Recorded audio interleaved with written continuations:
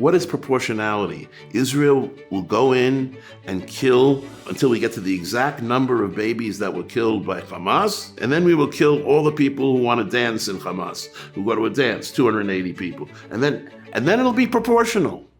So can you start by introducing yourself, tell us where you're from and what it is that you do? My name is Nachum Amsel. I'm a rabbi. I hope you don't hold that against me. Thank you so much for joining us, Rabbi Amsel. So can you begin by addressing the biggest question, we believe, which is, when is it appropriate, according to the Jewish perspective, to engage in battle, and when it is not? You ask a question which is the reason I got into this particular area. Every question that's been asked now, and everybody thinks they're asking it for the first time, has been asked thousands of years ago, has been asked 1,000 years ago, 100 years ago, and 50 years ago. Especially 50 years ago when we gave a name called conscientious objector, which is found in Talmud, believe it or not. So the question of war, I think the most important fact is the most successful knife sold in the world is the Swiss Army knife. For those of you who don't know, the Swiss Army has not fought in a war in the last 175 years. And yet, they have a very effective army, and they have the most effective knife in the world, the Swiss Army knife. Why would they go to the trouble of having a great army if they don't want to fight any wars by choice? And the answer is the Jewish answer. Judaism doesn't want to fight any wars either. But if you told all the Arabs we're not fighting any wars, or if you told anyone you're not going to fight any wars, your neighbors will very quickly come into your land, take over your house, knowing you're not going to do anything. And that's the end of your country as you know it. And therefore, in Judaism, we fight wars in order to make sure that we can go on living in peace. And the only reason we have to go into war is because people are threatened, like the Swiss. And if they have a strong army, they make sure they don't get involved in wars. We are not so lucky. And therefore, we have to fight wars when the future of the world or the future of the neighborhood is at stake. Are there any specific criteria that Judaism gives the go-ahead to engage in war? Like, is it only defensive? Can it be proactive? Yes. There are 3 kinds of war in Judaism, and there are different rules for different wars. So a mandatory war is called a defensive war, which is if you feel or you see that you will be attacked and you will be no longer able to exist as a free country, then that kind of war, basically it's all hands on deck. Everybody has to get involved, and you're talking about life and death of people and of a country. That is the kind of war, a defensive war, where you are obligated to get involved. Then there is a non-defensive war. It is if it's for the purpose of conquering the original land of Israel, the 7 nations. The Torah says that you are obligated to fight the 7 nations, but Maimonides says those 7 nations aren't around anymore, and that obligation doesn't exist. And there's one final nation that, according to Rabbi Soloveitchik and others, was a physical people called Amalek, and their whole purpose was to destroy the Jews. They didn't care so much about themselves. They just wanted to destroy Jews, which in the last few weeks sounds more and more familiar. And Rabbi Soloveitchik says it's not a specific people, but if we show that that is their ultimate purpose, like Hitler, who diverted trains to kill Jews more than he did divert trains to help his own army, or Hamas, who says, we want to kill Jews, we don't want to have a country of our own, that's not so important, then that's called Amalek, and that's called another obligatory war, because they are the antithesis of what Judaism is. And when the Jewish people do engage in a mandatory war, what values does Judaism hold that even when we fight, this is how we fight? It's very interesting that most countries have rules when they come to war that there are no rules. You have to win at all costs, and there's no such a thing as rules. The Torah itself says there are rules. There are rules about, for example, even when you have an obligatory war, you have to give the enemy the option of peace first. And you can't attack from four sides in order to give the people who want to run away the option of running away and not going into battle. More interesting is, even in the midst of war, it says in those days, they used to have these humongous battering rams in order to break through the walls of the city.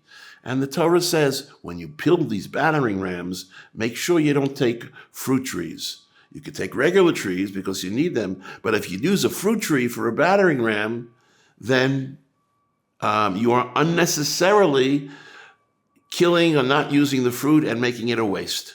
And therefore, even in war, you have to be sensitive to what kind of battering ram you have. And it's very interesting. I saw one video recently of a group of soldiers who got into Gaza, and they had time off. It wasn't right next to the enemy. And there's a video of them planting a tree. They said, when we left Israel, we didn't realize it, but we had to destroy a tree. And we didn't want to be guilty of unnecessarily destroying a tree. So when they got to Gaza, they planted a tree. Let's talk about damages and casualties, because that's obviously one of the unfortunate consequences of war. There's the property, and then there's the people.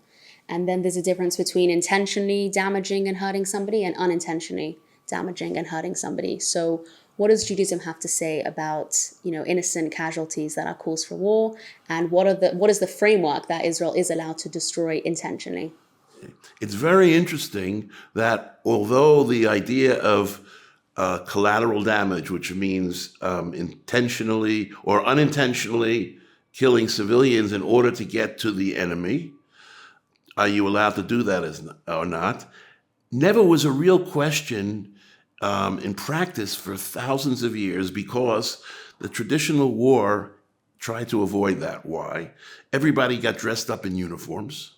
They went to a place that was very far away from populations, and there they fought it out, and that the winner of the army became if you want to call it, the winner of the land, and they took over the land, etc., etc. So you didn't have this question so much, and yet we find in the Torah 3 places, starting with the very first Jew, that they were worried about collateral damage and also what you can take and not take. So the man of peace, the man of chesed, which is kindness, invited people to his 10 strangers, Abraham, the very first Jew, all of a sudden heard that his nephew, who was living in the city of Sodom, was taken captive, and he had to save his name. Somebody who's captive is considered that his life is in danger, and that the man of peace and philosopher, Abraham, immediately turned into a soldier, and he attacked the 4 kings who had been ruling or winning in the war over the 5 kings for 12 years. And we find in one day, he defeated the 4 kings, amazingly. Then came the time when he met with the kings, and the king of Sodom came to Abraham and said, look, we take the booty of war. Take your section. You take as much as you want. You won the war. He says, we don't take booty in war. I'm not taking one thing that I captured in any of the things that we had. And then the next verse says, Abraham was afraid that he had used up all his goodwill. I said, why was he afraid? He was fighting a just war, and he was getting his nephew back. And the Midrash says that he was afraid that he might have killed people who were innocent in the course of killing the people who were fighting with the 4 kings. And therefore, he was worried. God said, don't be worried. You didn't kill anybody, and your merit is good. With his grandson, we had the same thing. It says in the Torah itself, Jacob was fearful and he was scared. Vayitzar, vayeralo. And all the commentaries ask, why does it have to say he was afraid twice? And they answer a similar answer. He says, I'm afraid that I may not be worthy. But even if I'm worthy, there may be some people in the other camp, in Esau's camp, who don't want to kill me, who don't want to fight. And I may hurt them or kill them, and therefore I'm worried. And God said, don't worry, I will make sure, and nobody was killed who was collateral damage. And the third example is even more amazing, until 2 weeks ago. Because the third example is in the time of Samuel and the first king, King Saul. He was obligated, as I said before, to kill the Amalekites. And he came to the Amalekites and he saw that a different tribe, the Kenites, this is in the text itself, were living among the Amalekites. Now, he didn't want to kill the Kenites. On the other hand, if he's going to tell them in advance he's going to attack, most people and most kings and most generals are afraid to give away their plans in advance. And therefore, it's not realistic to say we're going to go in and we're going to attack you, because everybody will run away who was supposed to be attacked. Nevertheless, it says in the text that he informed the Kenites he's going to kill the Amalekites, and they ran away and he saved their lives. Why do I say till 2 weeks ago? Israel and no other country in the history of the world, I remember the most guarded secret in World War II was, when will come the invasion of Normandy? Nobody knew when it was coming, where it was coming from, in order to surprise the enemy. And Netanyahu got up 2 weeks ago, 3 weeks ago, and said, we're going to attack the northern area, this and this and this place. Civilians, please leave so we don't have to kill you. So we have the issue today, and Israel is trying best as you can. If the civilians don't leave, then you are allowed to kill the civilians who don't want to leave, certainly as part of the general war tactics. So retaliation is okay, then you're saying? I'm saying yes and no. For example, we go back to the definition. What is considered a civilian in a war? Okay? If there's a civilian who supports Hamas, who has helped them in the past, but right now they don't have any arms, are they considered civilians, or are they considered sympathizers that are part of the war effort? Right? That's number one. Number two, if they are told they can leave and they don't want to leave, are they still considered civilians? Because if they chose not to leave, they are taking a side. They're no longer innocent if they could have left. And the third and most important thing itself is, if it's war itself, as opposed to putting down some terrorists, the rules are, according to most of the rabbis, that if the only way you can get to a terrorist and the enemy is by killing civilians, then it is permitted to do that, because the ultimate victory is more important than the individual casualties. So casualties of civilians should be avoided, if at all possible. But if the bottom line is you can't, then there is ample evidence in the rabbis who have, we fought many wars as Jews, that you are allowed to kill the civilians. So Judaism has a value of preserving life, and it's one of the very important values that we try and save lives and protect lives. When it comes to, unfortunately, innocent civilians and innocent casualties, is there any sort of hierarchy of maybe women and children are in a different in a different category, or younger people, or is there any way where we can sort of divide who gets saved first in such situations? It says in Torah is we care about innocent life, yes, and therefore, if somebody who wants to murder a third person, and you see that person running after that other person to kill them, and you have the ability to stop that rodef, the person running to be a murderer, and you have a way of stopping that person, you are obligated. You're not just a nice guy, good Samaritan, obligated to try to stop him, to try to kill him. You're even allowed to kill him without a judge and jury in order to stop that innocent murder. But then it goes on, the Torah says, within the context of this, if you can stop the person, you're a sharpshooter, and you can stop the person by shooting them in the leg, and you choose because they are so evil that they should not live, and you shoot them in the heart, and they die, then you are the murderer. From which we learn, even if a person is a murderer, even if a person is all evil, the Torah obligates the Jew to stop the person if it's possible. and not kill the person. So therefore, even in Gaza, if we could stop a terrorist without having to kill them, Jewish law would obligate you to do that and not kill them. And then bring them back. The topic of hostages and the Jewish values and sort of guidance on how to get back hostages. It is such a difficult issue and question, so much so that Jewish law itself reflects this inner conflict we have. There are many statements in Jewish law as well as in the Midrash that talks about the importance of getting back a hostage. We saw that Abraham went into action immediately to get back the hostages, his nephew Lot. It says a person who has the ability to get back a hostage, because every hostage is considered, their lives are in danger, and does not do so is considered a murderer himself or herself. That's what it says in Jewish law. In Jewish law, it is the highest value, says both Maimonides Rambam and Shulchan Aruch, the Code of Jewish Law, to get and retrieve the hostages. The most important thing. For example, most important mitzvah, commandment that you can do.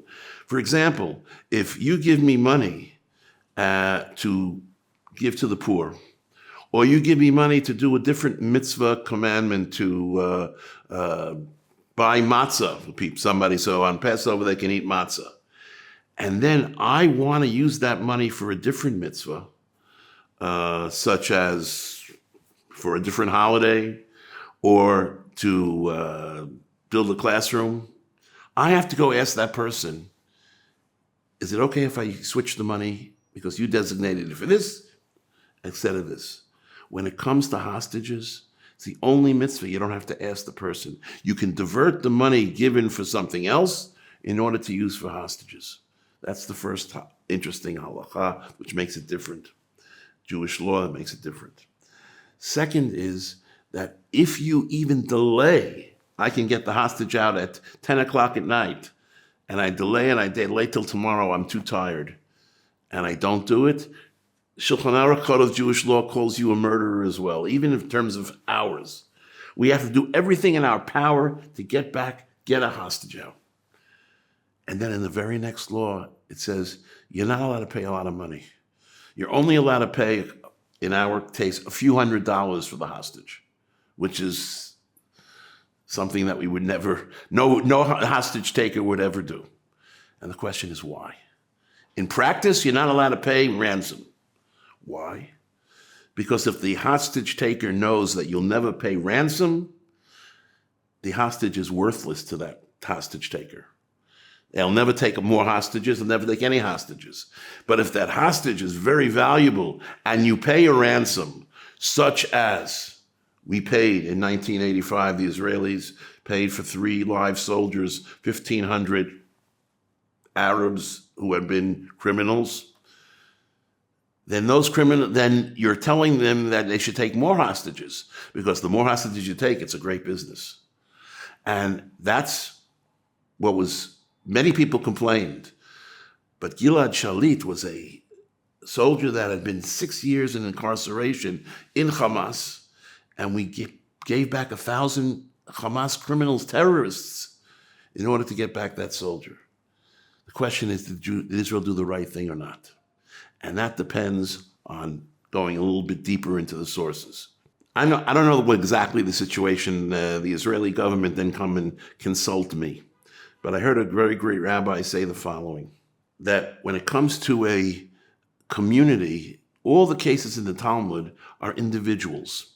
When it comes to an individual, you are not only allowed to, but you are obligated to do everything in your power. So the families of the people who are hostage now in Gaza should use every political weapon they have and lever that they have and do everything financially that they can to get back their families. That is clearly the Jewish law. But when it comes to the community has to come first. And the question is, what does that mean? The community has to come first. And without going into too much detail, I will just let you know that the needs of the community long term are of no concern to the people who are individual family members of the people taken hostage. But it is a concern of the community. Likewise, the immediate needs of the hostages have to take a back seat to the long-term needs of the community. And that's why you don't pay the hostage generally. And what are the long-term needs of the community? Somebody has told me, a general said, the knowledge of a Jewish soldier that they will go and do everything in their power, even if it takes 10 years, to get back a Jewish soldier held captive, gives a power to each soldier in the army to be a better soldier and fight even stronger. And that long-term benefit is sometimes worth the death of some of people, short-term. Now, I am no judge of what it's worth and what it's not worth, and it's possibly it's not worth it. But there is room, and I can go into greater detail if you want, that we say when it comes to a community, we look at long-term needs, not short-term needs. All the ransom questions in the Talmud was one person was ransomed, two people were ransomed. It was never a community that was ransomed. And therefore, the question is long-term needs of the community versus short-term needs. I don't know the answer. Greater people than me know the answer. But we don't look at it the same way. And therefore, how we get back the hostages, do we give back all of Hamas's killers in order to get back the hundreds of hostages, which will make more people be kidnapped, or not, is not something that we can answer. But we have to do what's good for the long-term need of the community, not necessarily the crying and the pain in the short term. You mentioned before that when it comes to saving lives, there's a hierarchy. So, for example, women and children come first. Does the same apply in the case of hostages? No. Okay, I didn't make it clear when I said we don't kill in war women and innocent women and children. We don't get to decide whose life is more valuable. I'm going to tell you now a case in the Talmud about give us one person in order to save many people, where it's not going to seem logical at first, but then you'll come to the same logic. A group of terrorists come along in the Talmud, and they surround a group of people, let's say in the government, the Knesset, etc., God forbid, and they say, give us one of you. We don't care which one. You give us one of you, and we will kill that person. Let all 119 go. And if we don't, we'll kill all 120. That person will die in any case. You know what the Talmud says? You don't give over a person. Why? Because you don't get to choose who is more valuable. How do we know that? Because it says if a woman is very pregnant, and God forbid something happens and she's rushed to the hospital, and the doctors say the only way we can save the mother is by killing the fetus, big question of abortion, but a fetus I'm talking about who's a few minutes away from life, Jewish law says the fetus, although it's potential life, is not equal to actual life. And therefore, we destroy the fetus if that's the only way to save the mother's life. But if the mother has already given birth 1 minute, and yet the fetus, the baby now, is still threatening the mother's life with the umbilical cord, and et cetera, and the doctors have to decide, do we kill the baby or do we kill the mother? Judaism says, you cannot decide. We cannot decide whose life is more valuable, a 1-minute-old infant or a 50-year-old person or a 30-year-old mother.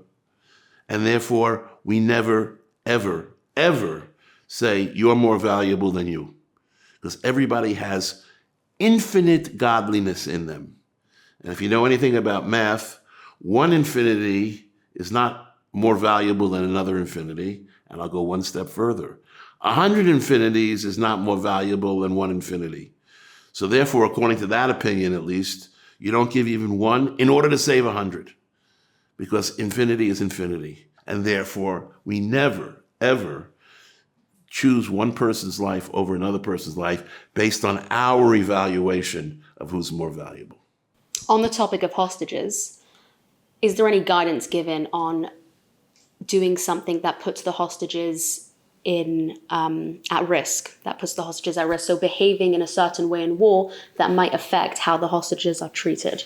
The idea of a mass group of hostages has never happened in Jewish history. Till, believe it or not, we went back and looked at the sources. 1970, where they grabbed an entire airplane and held them hostage for 2 weeks in Jordan.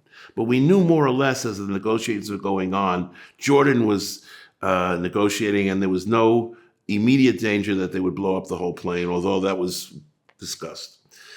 Then we had another hostage situation that nobody talks about, but I found a fantastic source. We know the story of Entebbe, or do not know the story of Entebbe. In 1976, Palestinian terrorists hijacked a plane to Uganda, and they threatened to kill by Sunday morning one hostage after another hostage unless we gave back all the Palestinians in the Israeli jails. And this was Tuesday.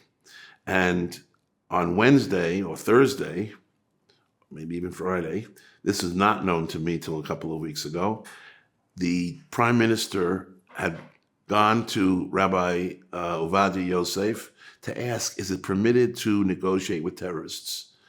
And the policy of the Israeli government had always been, we never negotiate with terrorists, and therefore they know that they're never going to get anything from us, and therefore they should not take hostages. Here they took the hostages. And there is a 45-page responsum written. The Rabbi Yosef got together the greatest minds of in Israel, and they sat together for hours and hours and hours and went through everything. And as they were going to tell Rabin that it is permitted in order to negotiate with terrorists to get back the hostages, a messenger came to them and said that the Israeli army had freed the hostages in Uganda, and that they all were free except for Netanyahu's brother, who was killed, and one other woman. But they all basically were free. So all of a sudden, the idea of hundreds of hostages hasn't come up since, say, 1976. So we're in no man's land here. We don't know what it will take to get these back. But I do know that the Israeli government is doing everything in its power to minimize the threat to the hostages. A lot of people around the world are talking about fair retaliation and what's proportionate and what makes sense. And I'm curious, and there's many different people that are speaking to this point, but does Judaism have any ideas to say about what is fair in terms of proportionate retaliation in war? Okay. When it comes to war, as I said, there is a concept of proportionality in terms of when you're fighting battles. But that's when both sides keep the rules. Part of the proportionality is based on the fact that both sides have the same rules. The people who say proportionality also say you're not allowed to ever build a military installation near children and innocents, right? Which Israel does and Hamas doesn't keep. So the idea of proportionality makes a lot of sense when everybody's keeping the rules. Here, the concept, what is proportionality? Israel will go in and kill, cut off babies' heads until we get to the exact number of babies that were killed by Hamas, and then we will kill up those many babies. And then we will kill all the people who want to dance in Hamas, who go to a dance, 280 people. And then it'll be proportional. The idea is that you can't ever do proportionality in war. And I'll give you another example in Jewish law that had occurred to me. It says in the Torah, it says clearly, and it's quoted by more non-Jews than Jews, an eye for an eye. It says it's a Torah. So if I, God forbid, take out your eye, on purpose, not on purpose, you should really take out my eye. Correct? And nowhere in Jewish law, that's proportionality, correct? Nowhere in Jewish law do we find that you ever take out an eye. You just pay money. Why? So the Talmud says proportionality in that case is impossible, because you can't take an eye out in the same way, with the same pain and the same lack of seeing with one person as it is in the other person. And therefore proportionality is not an option. Therefore the verse can't mean what it says on a simplistic level. And it's the same thing true, certainly in our case. So what does the verse mean then? The verse means money, okay? You never pay for an injury by you're injuring the person. You have to pay by paying money. And I don't believe that proportionality is possible in war. What does that mean, proportionality? I have to do exactly the same amount of damage that they did to us? The whole notion of proportionality doesn't make sense in war. More Russian soldiers died, many more than Ukrainians, and many more Ukrainian civilians died. Then do we have to now say, in order to have a ceasefire, we have to kill off this many Russians, this many civilians to make it proportional? The whole concept of proportional can't even exist. What does it mean, proportional? They aim missiles at us without provocation. So do we get to aim missiles at them without provocation, which we've never done? Where does proportional mean? It means nothing in terms of actuality, just like by the eyes. It would be impossible to be proportional. What we can do is try to avoid true civilians from getting killed, and to try to kill every person in the world who wants to kill us. Because if we don't kill them, they're going to try to kill us till they die. Are there any closing remarks you want to share to wrap up? Yes. I'm glad that first of all, I'm glad I had this opportunity, and the time you didn't. So I'll tell you a story, and I'll tell you why I'm smiling. There is a story in the Talmud of, my name is Nachum, called Nachum Ish Gamzu. No matter how bad it got, he said, Gamzu Latova, this is for good. And his rabbi was Rabbi Akiva. Rabbi Akiva is the example in the Talmud 3 or 4 times where no matter how bad it was for him, he was always smiling. So when he saw with his friends, the rabbis, the destruction of the temple and a wolf running out of the temple, they all started to cry how bad it is. And he started to laugh and smile. And they said, how could you smile at a time like this? He says, because I know that in the long term, just like the verse of the wolf came true, the verse where children, young and old, will again frolic and learn in Jerusalem will also come true, which has come true. Rabbi Akiva was able to look at the big picture and the long range and smile. I'm going to smile and say that if we were to meet 10, 15, 20 years from now, we would look back at this war and saying it was a crucial, painful war, but the benefit was great because we wiped out Hamas, and as a result, we have an agreement with Saudi Arabia where we didn't have to have 2 states. And for the 20 years of peace in the Middle East resulted as a result of the agreement with Saudi Arabia and the fact that we are no longer have Hamas. So I believe that long term, it's all in God's hands anyway, just like it was unbelievably and had to be God's hand in the destruction of killing of all these people. It's in God's hands how we will get out of it. And just as quickly as we got into it, I think long term we will see miraculously that this will be good for the Jewish people.